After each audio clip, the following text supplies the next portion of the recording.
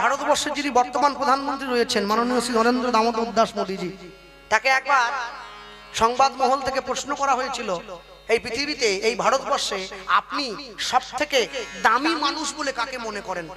প্রধানমন্ত্রী তো তিনি উত্তর দিচ্ছেন, আমার চোখে দামি মানুষ কারা জানেন?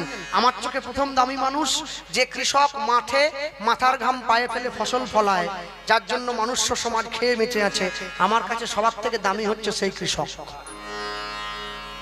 আমার চোখে দ্বিতীয় দামি মন্ত্রীকে যে শিক্ষক দিন রাত পরিশ্রম করে ছাত্রকে শিক্ষা দান করে, আমার চোখে দ্বিতীয় দামি মানুষ হচ্ছে সেই শিক্ষক।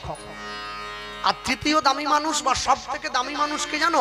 আমার চোখের সব থেকে দামি মানুষ হচ্ছে সংসারের মা বাবা, যারা কোনোদিন কোনো ফলের আশা না করে কর্ম করে যায় নিজের সন্তানকে যোগ্য পথ দেখিয়ে দেওয়ার জন্য।